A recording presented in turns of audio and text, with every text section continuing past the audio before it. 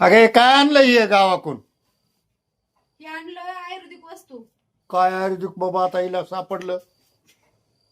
अव मला मी डॉक्टरकडे गेले होते गावाकड. हा तर त्याच्यातला डॉक्टर काय म्हणला, मी स्वतः वैयक्तिक पडलोय म्हणला. हा तर म्हणला मी भरपूर गोळ्या खाल्ल्यात, हा. पण मला कुठलाच काही फरक पडना म्हणला. हा. त्याच्यामुळे म्हणला मी ही टीम कमीत कमी 1 महिनाभर करून बघितली म्हणला.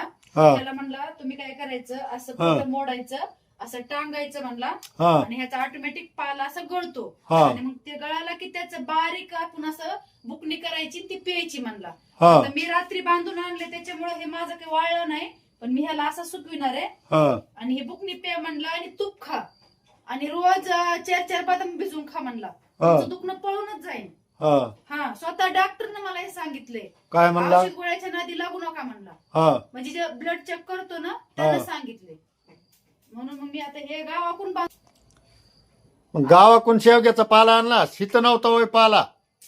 इथं होता, पण लोक घेऊन देत नाहीत, बोलतेत. हा. त्यापेक्षा एवढं मोठं माझ्या वडिलाच्या दारामध्ये झाड होतं ना, हो. मी आणलं वरबडून.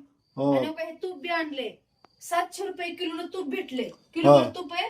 त्याच्यातलं थोडस माझ्या भावाला ठेवलंय. हा. 1 कप 1.5 कपाचा अंदाजा ठेवलाय. आणि एवढं मला आणले. आता हे रोज मी ताकद देण्यासाठी खाणार. हम्म. अशी ताकद देणार का नाही मला बघा. हम्म. हम्म. हे तूप कशाचं या?